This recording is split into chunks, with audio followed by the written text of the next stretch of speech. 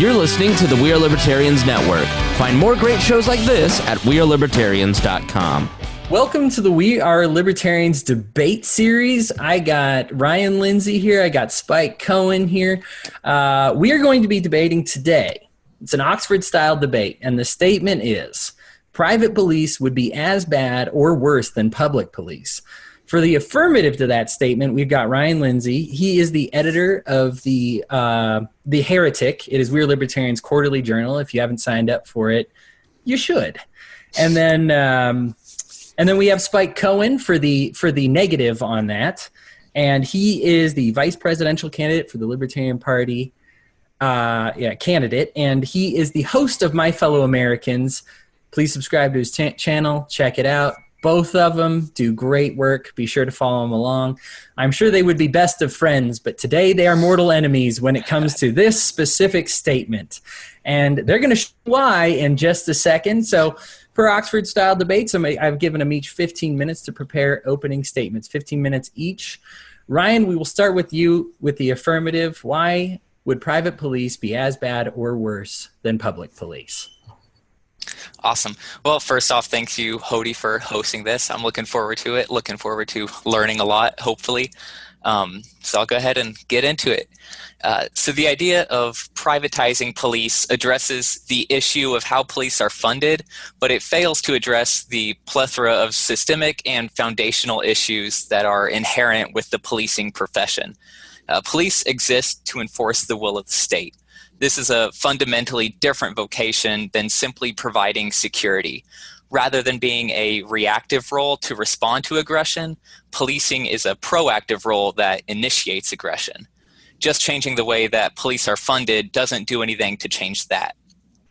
Policing is an inherently violent and aggressive occupation, whether carried out by a private or public organization, and just changing the way that police are funded, again, doesn't change that. The demand for policing goes hand in hand with the demand for over-criminalization and a mass penal system. Just changing the way that police are funded, again, doesn't do anything to change that. We can imagine privatized police in two environments. One would be a privatized police force operating in a nation-state framework, like what we live in now. The other environment would be a fully privatized, anarcho-capitalist type society. In this first environment, privatized police are and would be contractors hired by the state. This private-public arrangement may lead to a temporary decrease in cost, but ultimately, as with almost all private-public hybrids, it would result in more corruption and cronyism without solving the underlying issues of policing.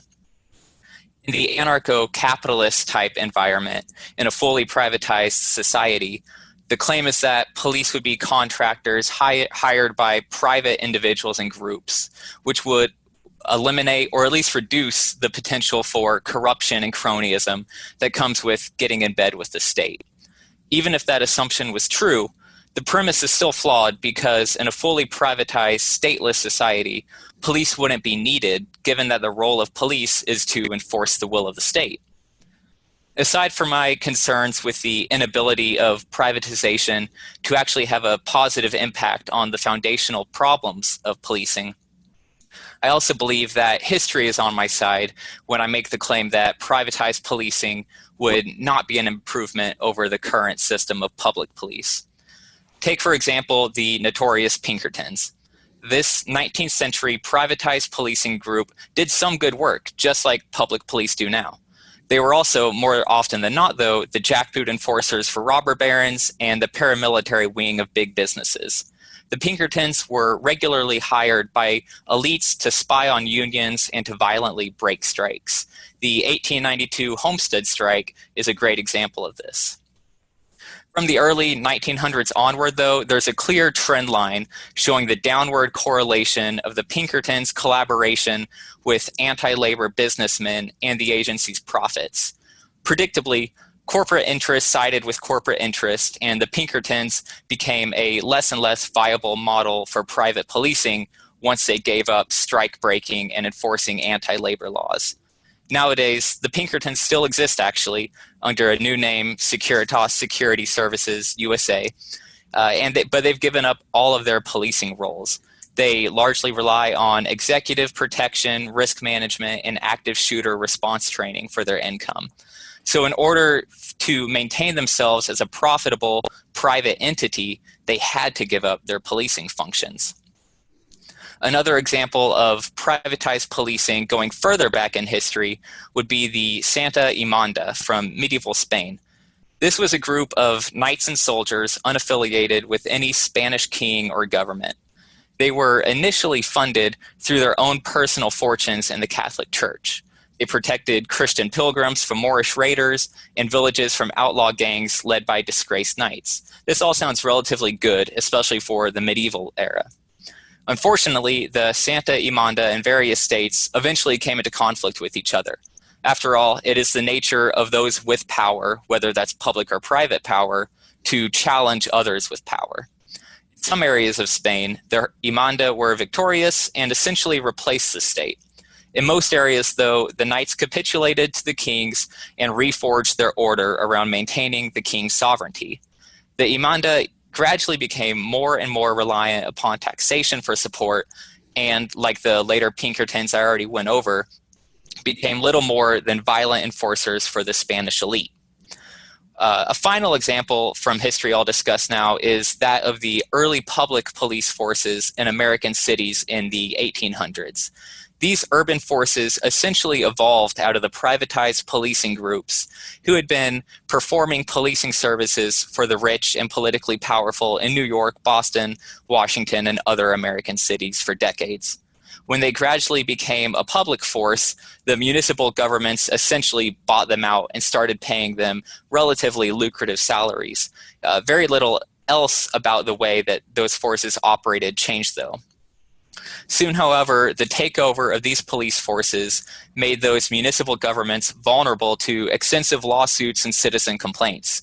See, the police were continuing to operate just as they had before they were public, which included charging ransom for recovered goods and even missing persons, operating protection rackets, and taking plentiful bribes from unsavory actors. Once they were public, the cities were forced to at least pretend to address these issues. And it can't be ignored that all of these corrupt behaviors were started and flourished within a privatized policing system. The Pinkertons, Imanda, and early American urban police are just three examples, but the trend of private police groups being used by the mighty against the weak continues across many other similar groups. These groups have a troubling tendency to become what essentially amounts to an organized crime racket, to a mob. After all, what really is the difference between mob thugs and the police other than the source of their authority? Aren't mob enforcers essentially just an especially egregious form of privatized police? They are privately funded, and rather than simply providing security for their employers and contractees, they enforce the rules and whims, i.e. laws, of their respective mobs, i.e. illegitimate quasi-states.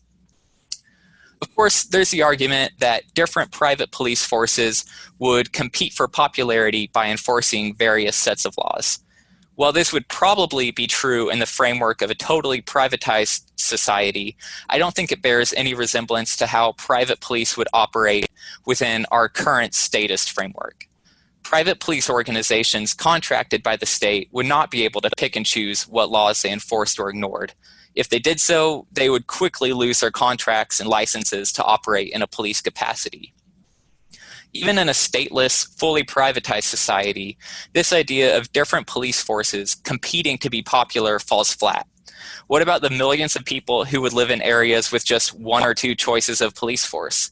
What about areas where what was unpopular or what was popular included awful things like police brutality, draconian drug laws, racist, stop-and-frisk-esque policies, etc.? Competing for the popular will in no way guarantees a more libertarian, a more peaceful form of policing.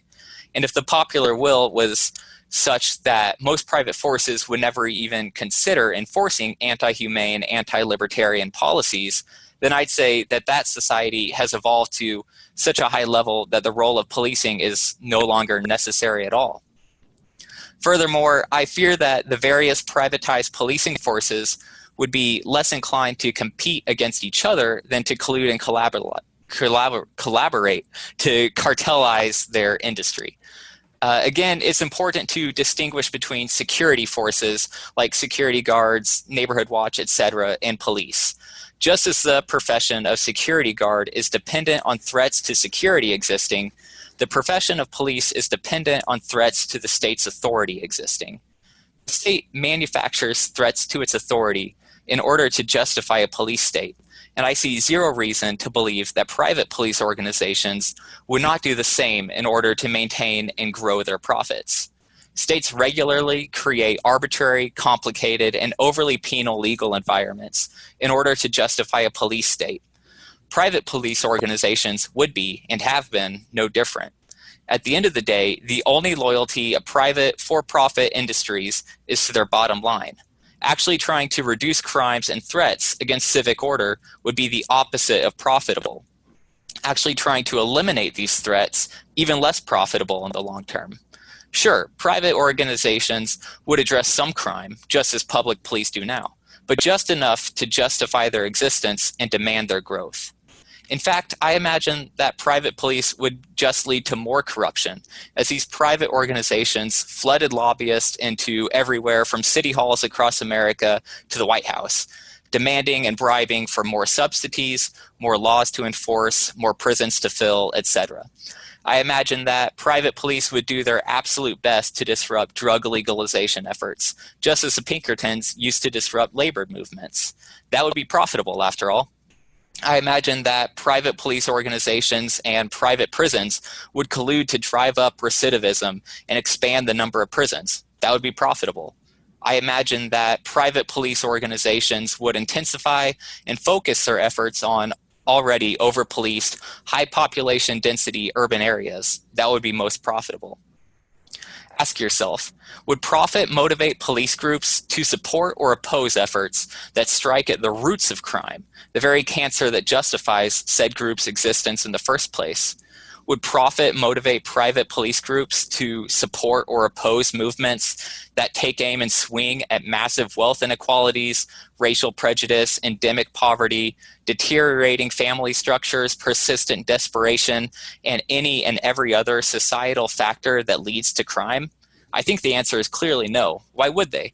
Policing as a profession has a survival instinct to automatically and viciously oppose serious efforts to destroy or even limit the systemic causes of crime. Once again, privatizing police merely changes the funding model of the profession, but it does nothing to solve the problem. I imagine that criminal justice reform gains would slow down tremendously.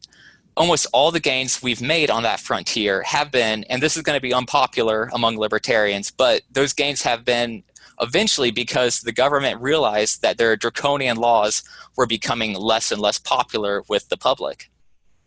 Even though they don't really care that much about what we think or want, the politicians' re-elections are at least still somewhat dependent on their popularity. Private policing organizations wouldn't need to care about popularity, though. Popularity wouldn't motivate them, profit would. And no, the latter is not tied to the former, or at least not dependent on the former. All private, for-profit businesses want to see their markets expand, their potential for profit grow. This applies just as much to private police organizations as it does to Walmart or Amazon or Chase or Exxon. Unfortunately, the market of private policing is not to provide goods and services to us, it's to enforce the rules, the legal structure around us. In their desire to expand their markets, these private police organizations would have to expand these rules. They'd have to expand the legal structures that surround us and bind us. Is there any reason why a for-profit police organization would want there to be less crime and fewer criminals? I don't think so. And of course, there's the issue of who would pay for private police and how would those who are unable to pay be treated in this system. I'm not going to go so far as to say that the poor would have no police services available to them, or that private police couldn't be funded through collective pools like an HOA or a similar model. That being said, it seems clear to me that the elites of society, the rich, the well-connected, the powerful, would have access to far better police than the rest of us. Now, arguably, this is the case now as well, but it seems clear to me that if anything, privatizing police would merely make this problem larger. There is, of course, the libertarian argument that people should be able to pay for goods and services as they can afford them. And of course, no one should use force to make sure that such transactions don't occur. But there's also the moral argument that however much money you have should not impact your access to services that are meant to serve the public good. I don't see how a two-tier policing system can be morally justified. Policing and the security that it does to an extent provide is not a consumer or lifestyle issue, and it shouldn't be the exclusive domain of the wealthy and powerful. As I've tried to make abundantly clear here, policing is a fundamentally flawed profession that inherently gears itself towards authoritarianism and has a vested interest rooted in maintaining the existence of threats to the state and to the public. And if no such threats legitimately exist, the profession will help to manufacture them. Privatizing police does nothing to change that. It merely changes how said police are funded. It's the equivalent of a lung cancer patient switching from menthols to American Spirit cigarettes. One might be clearly better than the other, but both perpetuate the problem that is doing great harm to our society.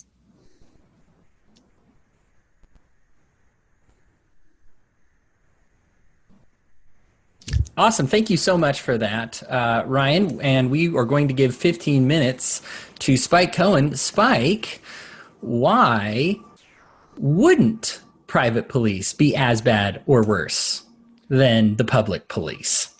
Well, guys, unfortunately, I think we may have a situation where Ryan and I are going to agree more than we disagree. So I'll get to work here. So, guys, I will try my best to get through this as quickly as possible, because I value your time almost as much as I value my own.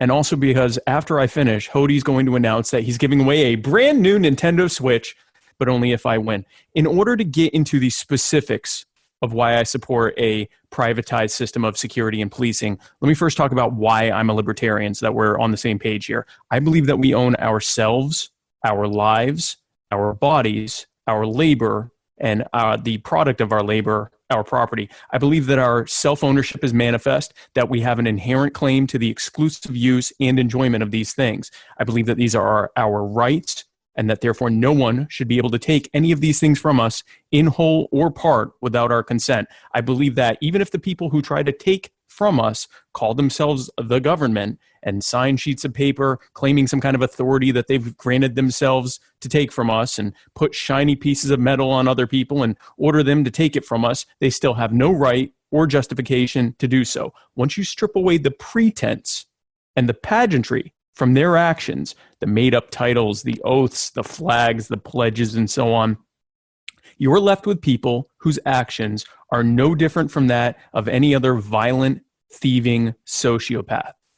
I believe that the claims of these violent, thieving sociopaths who call themselves the state, that they provide us a necessary service and that we simply couldn't function as a society without them, is laughably false. Not only is the state immoral, it's also inefficient at best and malfeasant at worst by its very nature.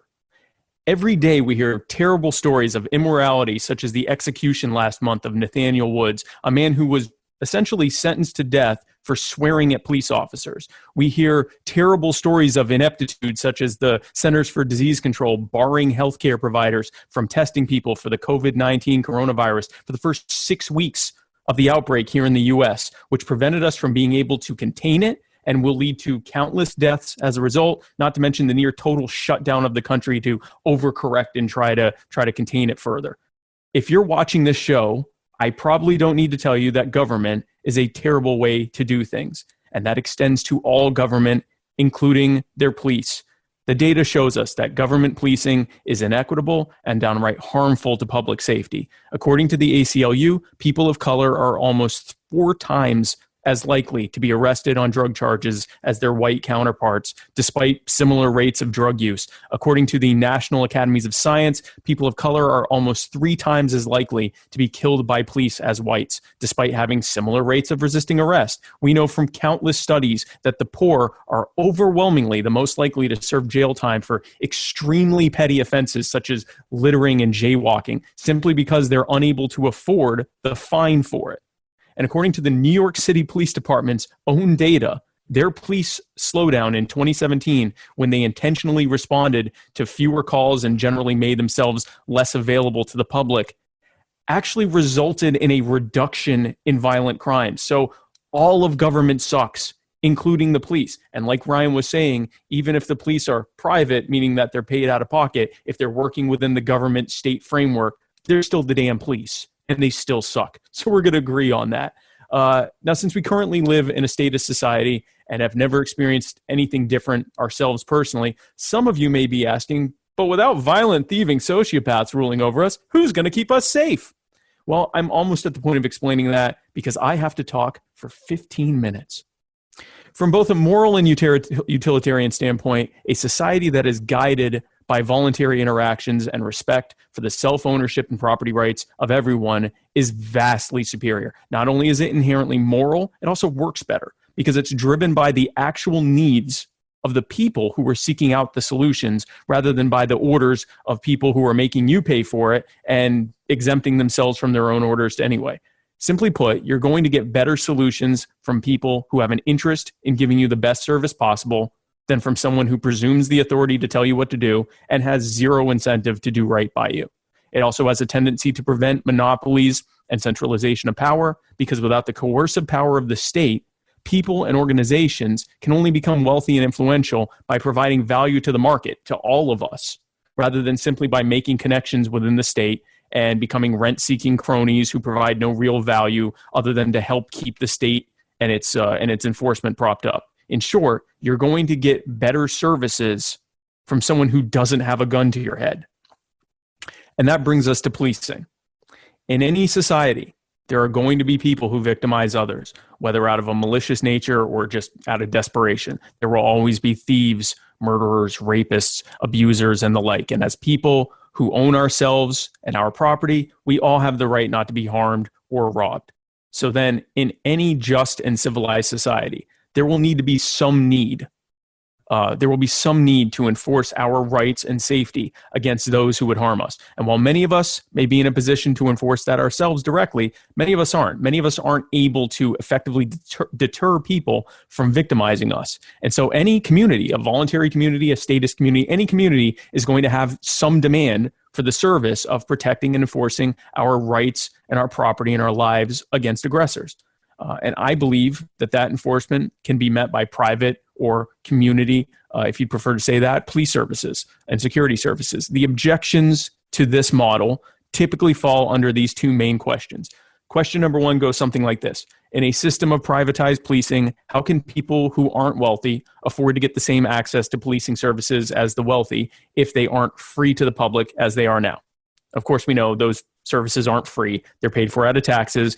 And without going into another 15-minute speech about taxes, and God help me, I'll do it, all taxes end up becoming the burden of those with the least, because any tax on the wealthy or on corporations is simply added to the price of the goods and services that they to the price of the goods and services that they sell and rent, which is paid by the consumer, which means that the higher of a percentage of your income that is spent on buying and renting basic goods and services, the higher of a de facto tax rate that you're paying. In this way, all taxation is inherently regressive, and therefore any system that eliminates the publicly funded tax model in favor of a privately funded voluntary fee model inherently benefits those with the least. And unlike in our current system, where power and wealth is centralized, and therefore the police will always disproportionately enforce its laws against the poor and marginalized to the benefit of the wealthy and the powerful, in a voluntary, stateless society where power is decentralized, the greatest public need will be to ensure peace by defending against violence, aggression, and coercion. People of various income levels, including those with the least, will be able to voluntarily pool their resources to come up with community policing solutions, either through the creation of mutual protection networks where neighbors look out for each other, the hiring of professional security or policing services, or more than likely, some combination of those. And because they're not mandated by law to police themselves in a way that may not benefit them, they'll be able to easily custom tailor their solutions to meet their needs in the best way for them. They're not going to create a bunch of laws just for the sake of having laws to enforce and prisons to fill when it's them that will be having to pay for it directly both with their money and their lives. Question number 2 is also a great one. What stops a private police force from becoming a de facto government over time? This speaks to an eternal debate between anarchists and everyone else, which we will probably be delving into shortly, as to whether or not a voluntary society can remain voluntary and sustain itself, or whether it will always end up reverting back to our current status quo, where we are ruled over by warlords who rob us of our property, our rights, and our dignity to the benefit of themselves and their favorite cronies. Well, I certainly hope that doesn't happen. Thank you. No, listen, in any attempt to organize a society voluntarily and without coercion, there will always be a need to be vigilant against attempts to centralize power and force everyone into subservience. But by already having decentralized things to the point where even our most basic services, such as policing and security, are met by voluntary contract, we will have already created a pretty high hurdle to climb for anyone who is attempting to create a new state. They're not simply taking over an existing state. They're having to create a new one from scratch amongst a population that has already demonstrated that it wants no such thing. And again, because these voluntary, decentralized communities are the ones directly deciding the types of services they want and limiting it only to the defense of rights and property without any greater political aims, there is very little potential for the kind of mission creep that turns voluntary solutions into forced solutions in our current status quo society, like the examples that Ryan was giving. And because we are paying for it directly, instead of essentially being robbed at gunpoint to pay for it,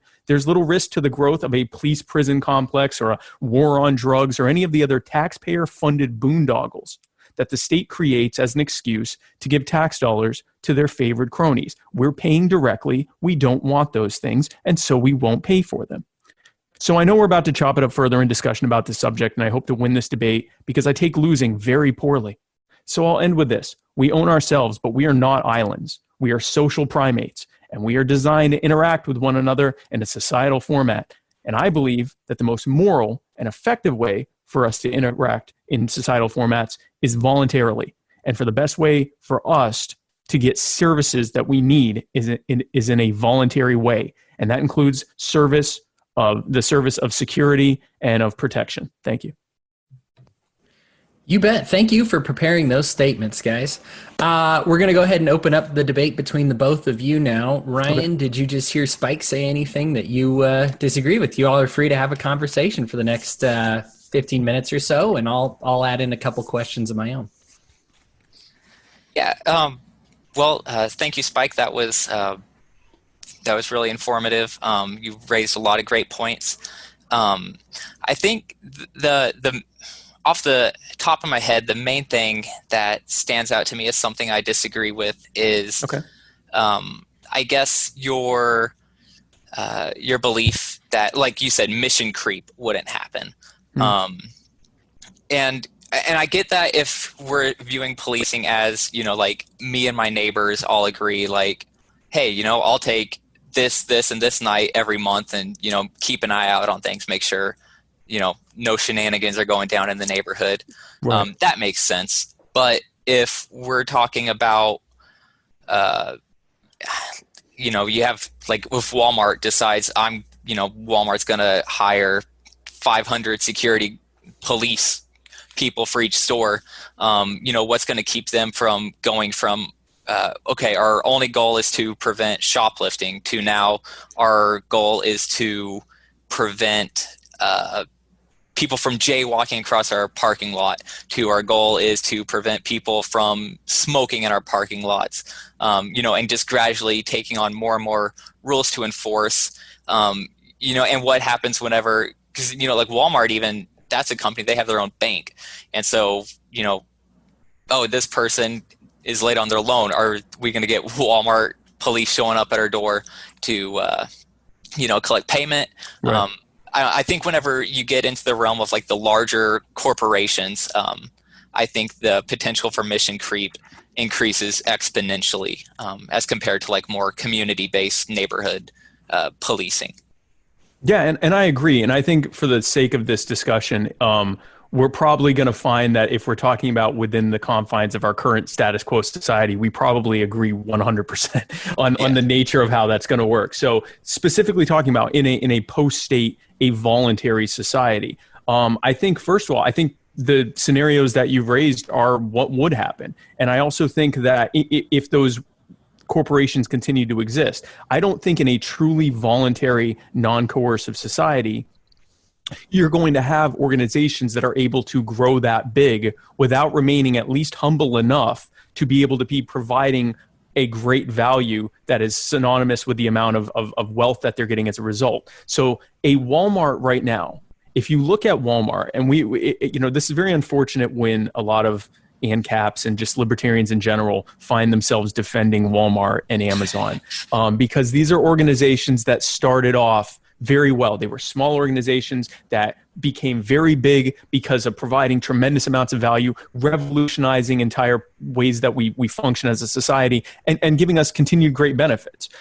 They at some point reach a point where the only way that they can grow or even maintain their level of wealth is to essentially glom onto the state and become a functionary of the state. So you have Walmart. When they open a Walmart, first they make sure that the taxpayer is going to pay for the roads around the creation of the new Walmart, and to make sure that the police routes are going to come through so that, they're externalizing their security costs to the state. All of these things happen because they are making sure to leverage the state to keep themselves as one of the prime movers in that market and keep competitors as low as possible. We're seeing now with the whole, Walmart and Amazon are pushing for minimum wage increases, not the kind that the labor rights people want, but just high enough to knock out most of their mom and pop competition who can't afford it. Another perfect example of them pretending to be in our best interest, but really just glomming onto the state.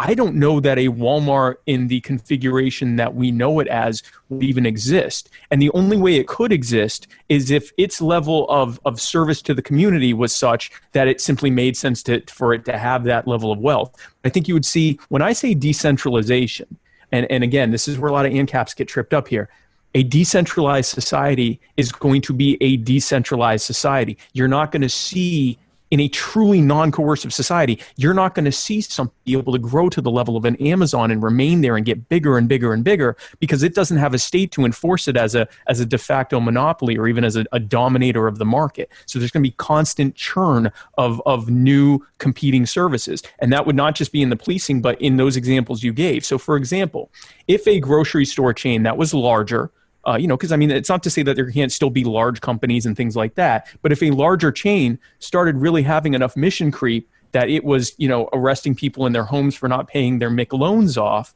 then you're going to start seeing enough pushback from people saying, hey, you know what? I'll pay a little extra for bread to not get arrested at home because, I was a few days late on a payment. Like if they go past a certain point where they're no longer, just enforcing, security on their lot, or, making sure that people aren't harassing people in the parking lot, or making sure that the people that are there are actually there to shop or whatever, which is their right on their property. If they start actually going into, enforcing themselves outside of their domain and creeping further and further into our lives, there's going to be a natural pushback. And it doesn't have to be a violent one. It can simply be us saying, yeah, I'm never going to go back there again, and telling other people about that. And, basically the I guess, voluntary society version of Yelp, or, Urban Spoon and all these different things where we say, listen, and social media where we say, hey, listen, these people are turning into that thing we didn't like. So I think that there's a natural pushback that's going to happen. And I don't think I'm not going to defend any human set of interaction as being utopian in nature, because it's not going to be. There are going to be people who are going to try to attempt. The whole reason we're even talking about the need for policing and security of any kind is precisely because there's always going to be people trying to aggress. There's always going to be people trying to get ahead at the expense of someone else instead of in cooperation and competition with someone else. So there's going to have to always be that kind of vigilance to make sure that, Walmart isn't becoming, the Republic of Walmart. But I think that will be easier when you don't have a state that it can use as its enforcement mechanism. Okay.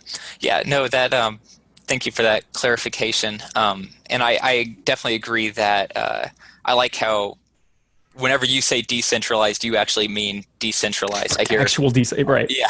A lot of ANCAPs talk about a stateless society, but really all they mean is that instead of Washington, D.C., it's Bentonville, Arkansas, and Sam Walton's descendants making all the decisions. So, right. Yeah. Well, that's enough hating on ANCAPs, you two. I I promised a debate today, and I'm going to have a debate today because I am an anarcho-capitalist. So let's go ahead, and if you're not going to debate each other, you're going to debate me. Well, see, I'm an ANCAP, but I am an ANCAP, but I believe that, and I think, Hodey, you probably agree with me. I do. We're all going to end up agreeing with each other, damn it. I actually, I am going to disagree with you in this aspect, and I will say this, that even, I would contend that even in the current framework of the current system, that a private police force is better than a public police force. I simply am just going to give you some statistics, and I'd like for you guys to tell me what you think of these statistics. I'm not debating you. we have very few. Part of the Oxford format is taking questions from the forum, and I'm the only guy on the forum, so you get my questions. There are very few districts that actually have private police, but we actually do have some that have private police here in the United States. Among them, when they went to private police force, they halved their call times in response to 911 emergency calls.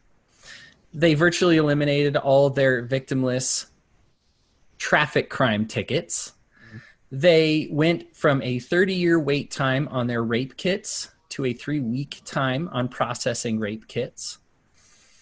And the Warren decision applies to public police and says that public police have no obligation to defend their constituents. However, private police were ruled that they do have an obligation to protect their constituents. Yes. With that information, both of you, would you please defend why private police are worse than public police, or as bad or worse?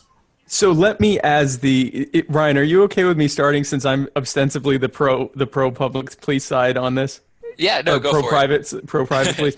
So I want to say, I didn't want to defend private police within the statist model for a variety of moral and utilitarian reasons. But I will say, any competitive model is going to work better than a non-competitive coercive model. So the fact that these cities and municipalities can hire someone else if these folks don't do a good enough job, and like you said, where the Warren decision, which for those who don't know, the Warren decision was on my birthday in 2005, I think, 2003, where the Supreme Court decided that the police have absolutely zero obligation to actually serve and protect you. Their only job is to enforce the law to the best of their ability. And if you get protected in the course of that, sweet. And if not, also sweet. They're fine with that. Whereas, again, like Hodey was saying, in these examples of them actually hiring someone, if that's in their job description that they have to protect you, then they can actually be held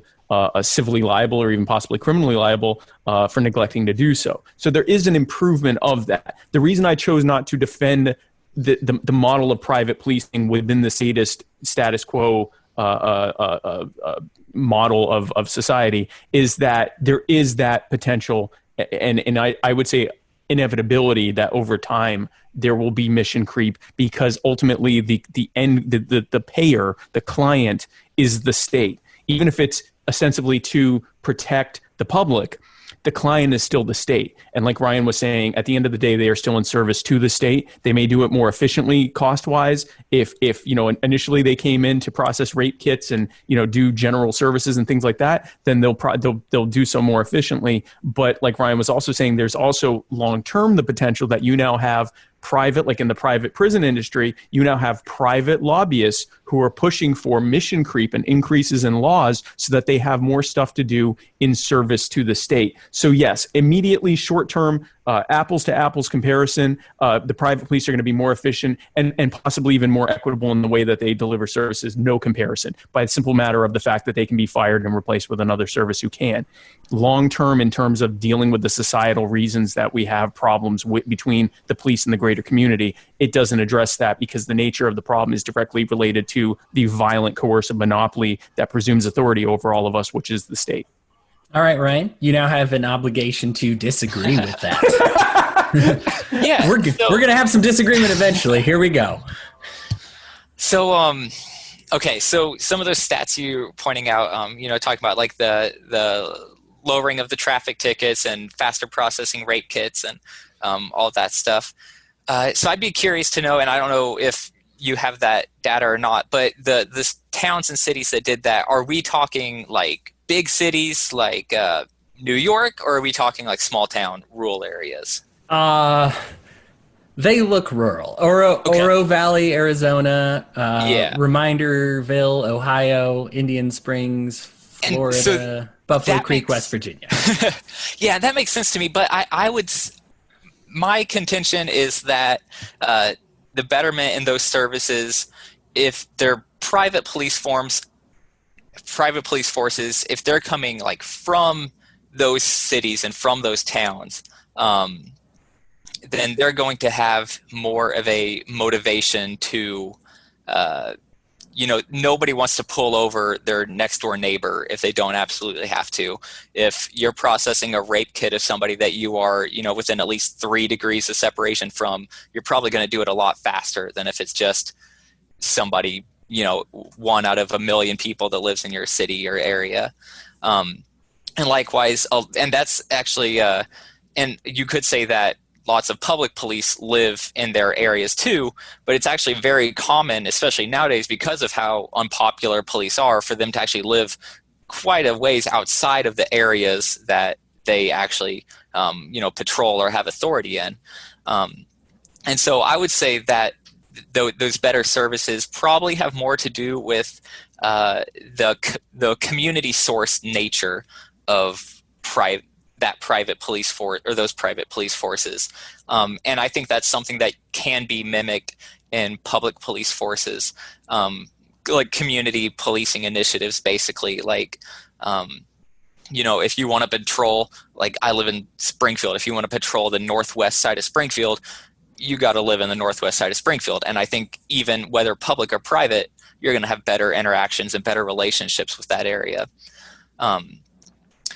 Trying to think where else. I had another thought. That was my main point for sure, though. That's all right, because I do have one more question. If you I have a rare moment. I have a rare moment of disagreement with. Oh, I'm sorry. Am I breaking Oxford laws?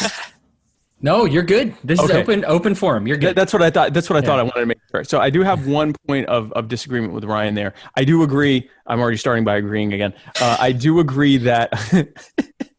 Ryan, you ignorant slut. No, I do agree that it's probably best for people to be closest to the community that they're enforcing. Our human nature is that we're going to care more about our immediate community than, somewhere dozens or even 100 plus miles away, especially if the community makeup there is completely different than our own. It feels like we're going to almost like a foreign area, and they're distrusting of me.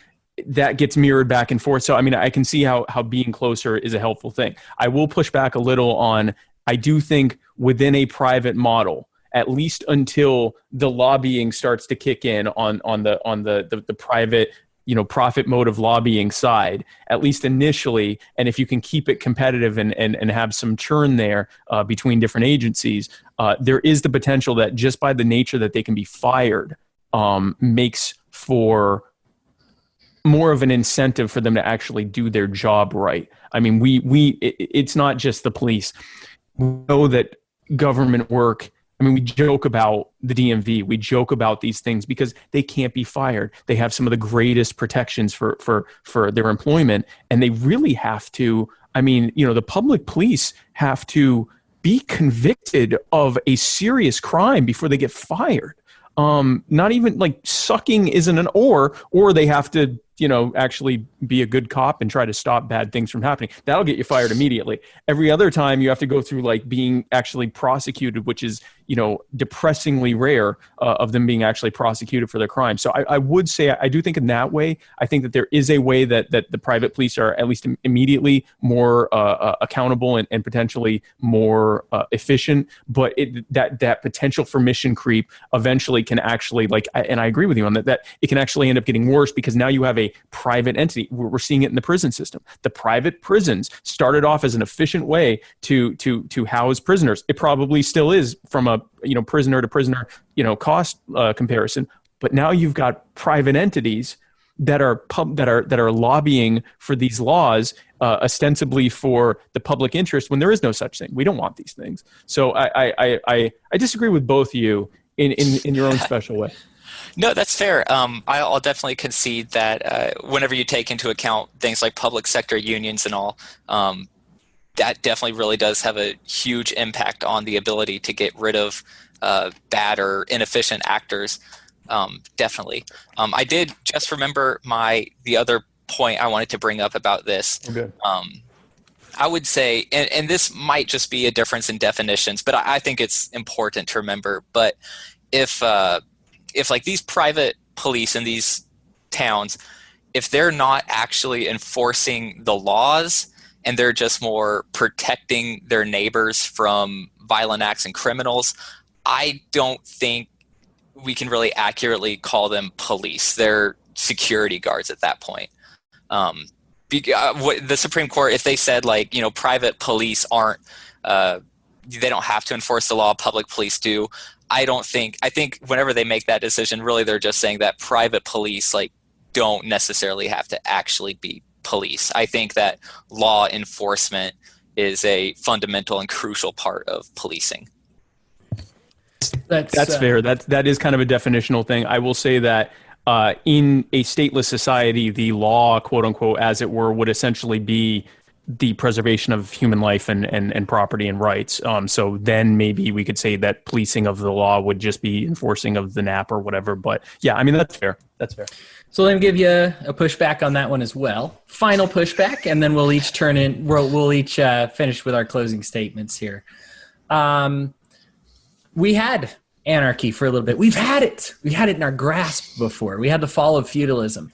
And specifically in the UK, and it's very well documented, they were held hostage by about 1% of the population that decided to be pirates and steal from everybody else. And the resistance to any type of police force or protection force or organization, even of a voluntary nature of a policing force to watch out for this, the pushback was so strong that eventually the 1% became the government. And now you have what you have. So if if the policing is so bad, what happened in the UK? And what will we do to stop it from happening again? Do you want to take that first, Ryan, or? You can take that first. Okay, that's fine. No problem. So I would say that, again, I think that underscores, I think I'm winning. Am I winning? Is someone, how many points do I think I have 12 points. We got a cheerleader with placards that'll come out at the very end. Okay, then I'll just wait for that. So I think this really underscores what I was saying. In any society, in order for it to function and not just be taken over by the, Mo warlords, you have to have someone protecting the general public safety, and public safety in that case would mean these voluntary communities. Perfect example: the pirates are able to take over. Now the pirates are the state because, like you said, there was pushback on anything that resembled a policing authority. And I think, again, this is more of a definitional thing. If the only laws in a society, voluntary or otherwise, are you can't kill people, you can't beat people, you can't rape people, you can't rob them, you can't defraud them, and things like that, you can't trespass on their property, if those are the only laws, quote unquote, that are in place in a society, which I don't think would be the case in a statist one, because that it doesn't allow them to function the way they need to.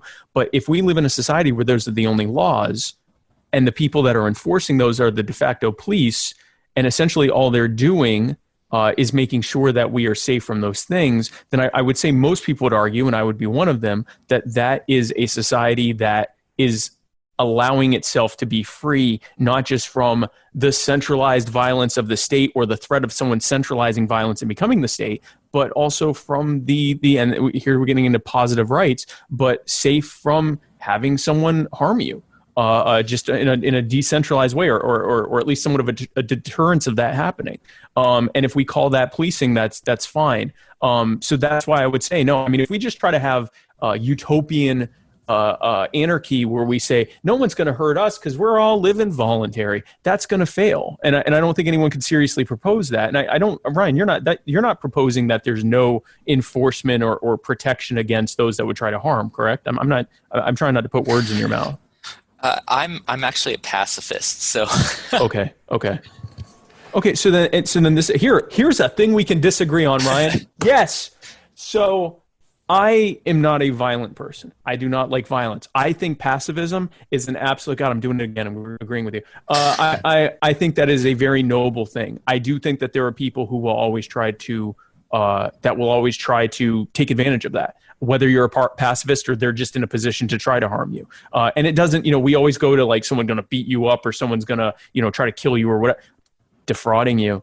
Trying to steal your identity, that kind of stuff. It doesn't have to be like a violent physical aggression. Any kind of aggression against your body, your life, your property, your money, your rights, and all and so forth is an act of aggression. And unfortunately, I think it is in the same way that anarchy is a laudable and attainable, a laudable goal to always be pushing towards to hopefully achieve. I think pacifism is similarly a laudable goal for us to try to do, to be as passive as possible, to find nonviolent solutions. But I do believe that because of our inherent nature as social primates, that there's always going to be at least someone who's going to try to push back against that. And that's why, even if it's, again, neighborhood enforcement or some kind of level of community security, policing, whatever word we want to use for it, to have someone there, the so-called, rough men who protect us at night or whatever, that are doing basic level of protection, but with the idea that that's all we want them to do.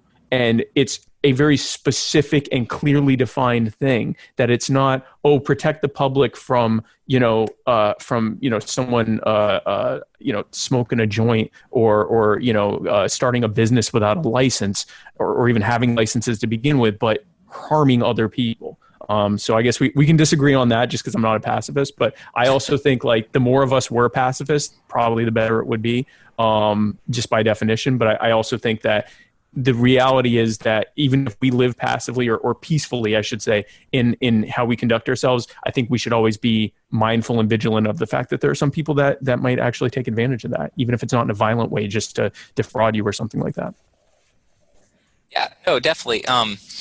And I agree with what you said, that anarchy, a stateless society, and pacifism, those are both very aspirational goals.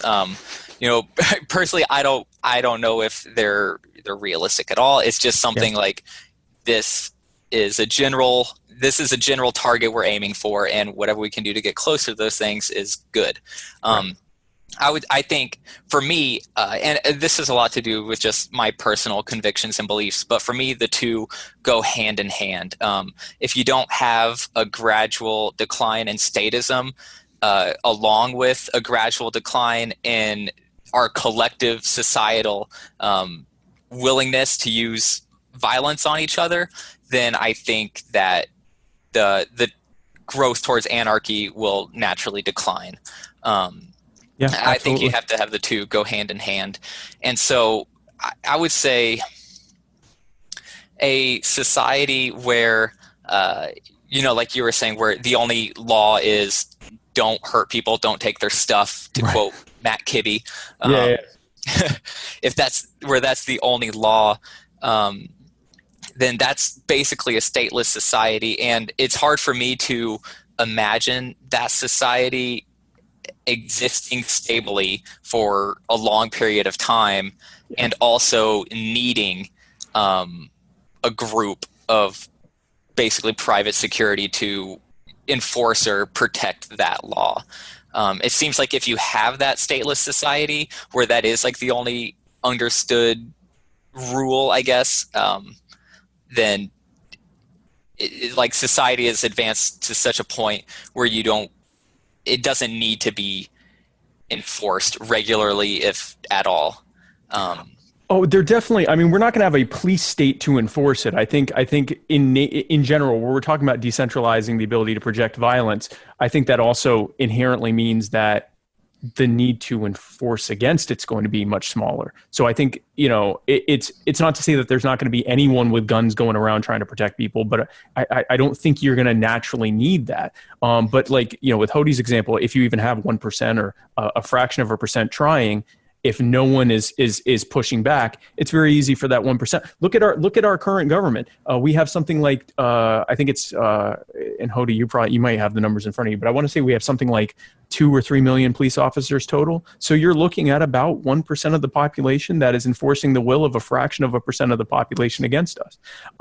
So in theory, even in a post-state society, a very small fraction of the members of that society if there was no one trying to keep that potential, that primal nature that many of us have to try to control others in check, then it could be easy for them to rise up. But people will ask me, do you think anarchy is an achievable, sustainable thing? And I say, I have no idea. I just know it to be the only moral and consistent and efficient framework that I feel comfortable proposing. And I think that at the very least, we need to be stop moving in the direction opposite to that and start moving in the direction towards that. And wherever we get, that's why, I have no problem teaming up with minarchist and constitutionalists and small government types, at least on the issues that we agree on, or with anarcho-communists and anarcho-syndicalists and anarcho-mutualists and every, across the panarchy spectrum, because we're all agreeing that we need to go way towards that way.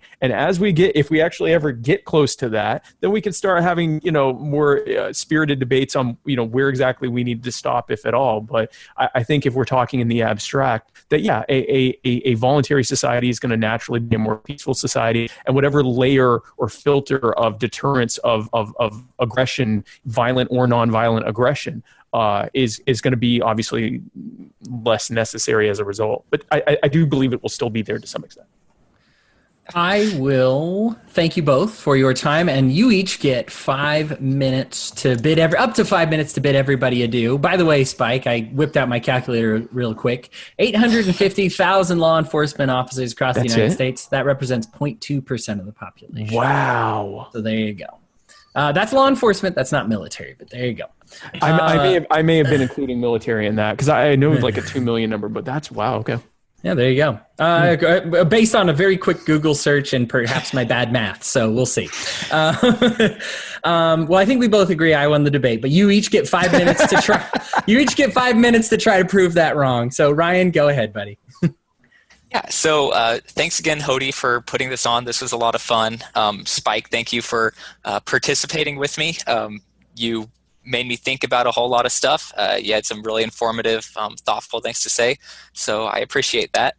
Again, I think, and this is going to be restating some of what I opened with and talked about during the debate, but I think fundamentally that I believe in the axiom that power corrupts, and that includes private power just as much as it does public power. And I think, like Spike mentioned, you have 2 million law enforcement and military personnel controlling a country of 330 million people. But they're able to do that because they're not against the will of all 330 million of those people. Lots of us have been demagogued into, believing in the laws they support. And that demagoguery, I don't think, is unbreakably linked to the state. I think the state is just the tool that demagogues use to gain control. But I think that demagogues could just as easily use private avenues to manipulate public opinion into supporting letting private police forces or security services be used in a mission creep way to gradually expand their power and be no better than the public police we have now. I will concede again the point that especially whenever you factor in public sector unions, there's definitely a more immediate, short-term, at least, accountability with private police forces. And that is important, but I don't think it's a good enough gain to offset the other negative or non-existent harms and non-existent benefits of private policing. And so again, and I don't want anything that I said here to be taken as a defense of public policing either. I think that profession is just as bad and should be shrunk or done away with, either of those orders. But I just am trying to say that private policing, I think it doesn't do enough to address the core issues with policing that make the profession so geared towards authoritarianism and aggression, and especially if it is a largely for-profit, profit-driven private policing group, I don't see how a group like that wouldn't eventually try to expand their markets by, using demagoguery or other tactics to create more laws, whatever those would look like in, a stateless society, and eventually to the extent where it wasn't a stateless society anymore. And I'm glad that we could agree that, for the most part, that private policing in our current status framework is probably no bueno. Lots of cronyism that comes along with that. So yeah, this was a really fun discussion, and it's really got my brain going. So thank you both. Oh, of course, buddy. Spike, 5 minutes to bring us home, baby. Awesome. So, guys, I actually didn't write a ending speech because I fully expected to have won so overwhelmingly that both Hodey and Ryan would just be crying right now, and so that I could just kind of just comfort them in their time of need. So I didn't come up with a speech, and so I'll kind of sum up what we were talking about. The thing is, guys, I don't want to pander to you. I refuse to pander to you or anyone else. And so, as someone who never panders, I just want to tell you that I think it's very clear that in a government model of society, you're going to get bad solutions, and we all three agree on that, except for Hodey, who's looking for a reason to disagree with one of us for something. Please God. But here's what I want to leave you with. Anytime you want to get any kind of service, whatever it is, policing, food, housing, whatever. Anytime you want to get a service, there are essentially two ways you can get that service. One is through in an open market with competing providers who are trying to provide you with the best service, so that you will go with them over their competitor, which gives you as much value for your money as possible, given the scarcity of the goods and services in question. And the other is through a monopoly, which doesn't have to give you a good service at all, because they're the only business in town, and if you need it, you have to pay what you have to pay. Government is a violent monopoly that is financed by theft, and that is enforced with threats of anything from kidnapping to further theft to even murder or assault if you don't comply with them. And I think anyone who tells you that the best way that you're going to get a provision of service is through an organization like that, who essentially has a gun to your head and to the heads of your children, and is telling you that you simply have to go with what they say, not just because they'll hurt you if you don't, but also to try to delegitimize the idea that, to gaslight you and tell you that they're providing you with a great service. They're a gaslighting abuser, and there's no reason to think that you'll get good services from them. I think some of our disagreement tonight was mostly over terms, what is or is not policing in a post-state society. But I think any libertarian thought of self-ownership and non-aggression and voluntarism, ultimately that is going to forcibly lead itself to the reality that the state, what calls itself the state or the government, is an illegitimate organization. It is unfit to exist both from a moral and utilitarian standpoint. And whatever solutions look like outside of that, whether we're calling it private security or policing, whether we're calling it private or voluntary, ultimately it boils down to the same thing. Free people who recognize their self-ownership and the self-ownership of those around them, who are voluntarily cooperating with each other to come together and find solutions for the types of things that they need. In this case, safety and security. And so I just want to thank Hodey again, who will never have me on his show because I refuse to disagree with people. And I'd like to thank Ryan for I guess we'll call that a debate. We did some debating. I think that I'm happy that it's more of a forum than a debate, I guess. But thank you for both of you for letting me talk. And check me out at Real Spike Cohen on Twitter, and Facebook.com/literally Spike Cohen, or if you're searching in the Facebook bar, Spike Cohen, your next VP. And if you are a Libertarian Party delegate, I hope to have your support and endorsement for the Libertarian Party vice presidential nomination whenever we have our convention in May, or if it ends up getting canceled, then rescheduled for something. Whenever we decide to choose someone, I hope I'm your pick. And guys, subject to thank you pandemics. Again. Yeah, you bet.